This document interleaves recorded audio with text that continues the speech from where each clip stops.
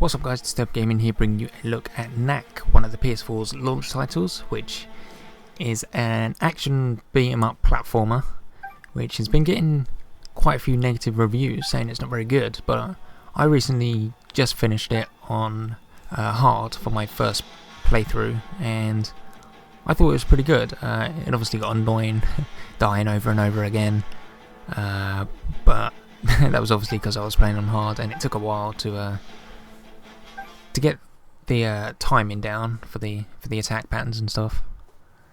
And yeah, I thought it was a pretty good game. I don't know why people have been saying that that's a bad game, because did people really expect the game, a launch title, to be Game of the Year? No. So I don't know why they were having such high expectations for it. But what I saw of it, which was only a couple of trailers, I thought it looked pretty good, and I've obviously played it, completed it, and yeah, I still think it's a pretty good game. So I don't know why it's getting such negativity. But since there's a cutscene going on right now, I'll shut up and let you listen to the voice acting in this final part of the cutscene. They've barricaded the entrance quite thoroughly. We'll need to find another way in. Splitting up should make that faster. Perhaps north, east, and west through the forest. We'll take the forest. Come on, Knack.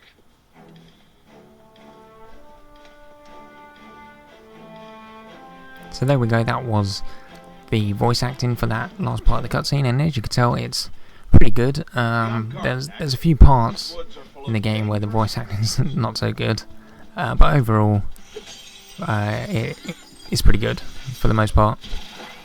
But yeah, as you saw there were 5 characters.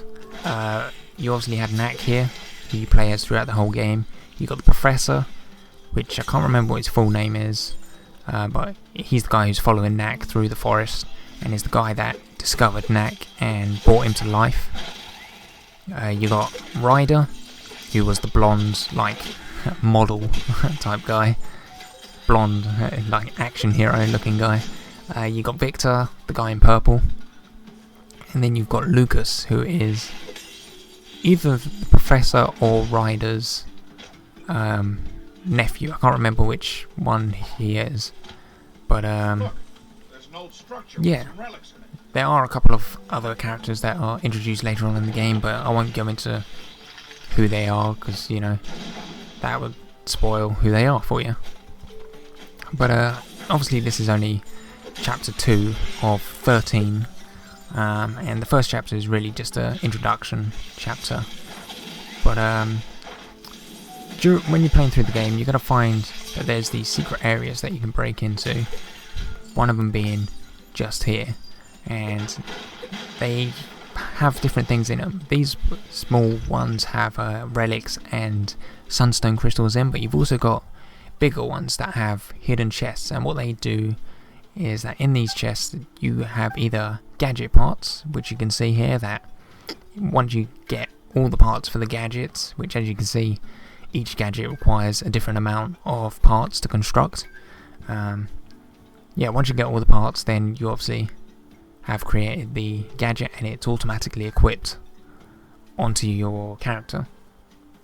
Now, there's only one that I found so far that you can only have one at a time. You can't have them both equipped at the same time. Also in the chest you've also got these, which are crystal relics, and once you gain enough of those, you unlock different versions of Knack. Now the only one that I've unlocked currently is Vampire Knack, which I will talk about in a second.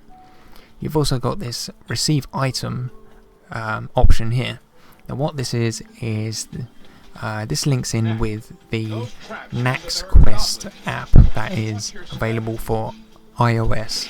Now I'm not sure if it's available on Android. Obviously you'll have to check that out yourself. But in the Knack's Quest iOS, you basically play a game of that's. My sister said it looked similar to Candy Crush, which I haven't played myself, but I don't really know what it is, but she says it looks exactly like it. It's a game where you've got a bunch of objects on the screen, and you basically just have to match up 3 of the same objects, and they break, disappear, and then more fall down onto the screen, and you just gotta keep on building your combos and your score and stuff. And once you complete the levels, and I think you level up in the game, what happens is you unlock either relics, not relics, gadget parts, or crystal relics, and then you can send them to your PSN account, which is pretty cool, which is something that I'll probably end up doing to get those last few relics and crystals that I need. But yeah, Vampire Knack, the positive thing and negative thing with him is that he's stronger and has better defense, but the negative is that he's constantly losing health. So it means you always have to keep on progressing through the level as quickly as you can to find more relics to keep replenishing your health. Now in the top left hand corner you can see sunstone batteries, and what these do is do this, as you just saw there. Once you fill one up, you're able to unleash a special move. Now there's 3 different special moves. The one you saw there is a ranged attack, but because the enemies were so close to me, it obviously didn't look like a ranged attack. But trust me, it is. It fires off 3 sets of relics at 3 different enemies, and takes them all out. You've also got another special attack that is like a ground pound type thing. You jump up in the air, slam your fists into the ground, and it wipes out everyone in a circular radius around you. And the last one is a whirlwind, which creates a whirlwind of relics around you, and you just run into enemies, and it takes them out. Both of those other 2 that I mentioned you will see in the video, but I do them later on in the videos. So yeah, like I said, the game is split up into 13 chapters. There's 4 bosses, I think it was, during the game. Each of them obviously getting harder and harder, especially for me playing on hard difficulty. It took quite a few tries for me to beat them. But yeah, as you can see there, you got the character selection screen, so you don't actually equip the different knacks while you're playing the game. You have to do it before you start either a new game or before you start playing through a single chapter. Now, I'll tell you a little bit about the story, where we're up to now, because basically the focus of what's happening in the story changes a little bit later on, and there's a much more bigger thing that you have to worry about in the story. But what's happening at the beginning of the game is goblins have been attacking humans with heavy artillery, with tanks and guns and stuff. But no, not guns, but whatever. And basically what's happening now is that you'll head into the goblin camp to find out where they've gotten these big machines from, and who's been making them for them, if someone's been making them for them. You've got to find out where and why it's been happening. And yeah, like I said, that's just what happens at the beginning of the game.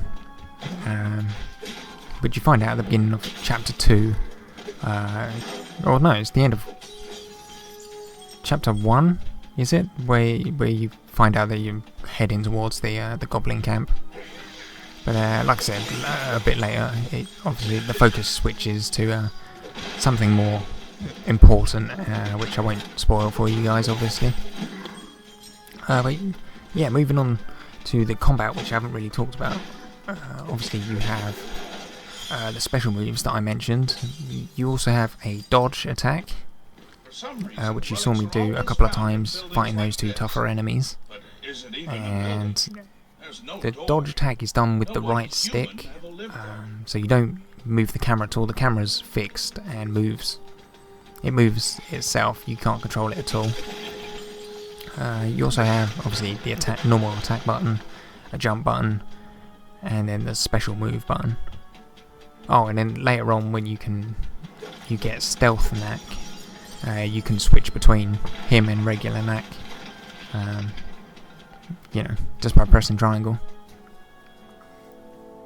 But now we are getting outside, and this is where you're about to see one of the other special moves. We got ahead of them somehow. Which was, what's this move that I'm going to do here? I think it's the ground pound that I'm going to do in this part, just after this cutscene. But yeah, that is Knack. I don't know a huge amount of... something that you get for unlocking, for beating the game is that you unlock time attack mode and Coliseum Attack. Now, time attack mode is obviously a time attack where you have to make it through, here's the special move in a second, or not. No, there it is. There we go. So you do a ground pound and it wipes out everything surrounding you. But yeah, back to the time attack. You obviously have to go through a section of the game as quickly as possible, and obviously without getting hit, or, well, you can get hit, but you just don't get a better score, you know. The least amount of hits you take, and I think the least amount of special moves as well that you do, you get more points, and it ranks you out of 5 stars. And the Coliseum Attack is where you have to face off against 10 waves of enemies, obviously getting harder and harder the further you go. And that's it. And obviously for beating hard, like I said at the beginning of the video, you unlock extra hard. And this is the final special attack, the whirlwind. And yeah, like I said, you just you start it up and then you just run around, walking into enemies, and it takes them out pretty quickly. But as you can see, the more relics you get, the higher, the bigger you get. Now each level does restrict you to the size that you can be. So on, say, chapter 1, you can't get to the biggest size. There's no way that's going to happen. It'll, once you reach the max size for that particular level, any additional relics will only restore your health. They won't make you get any bigger.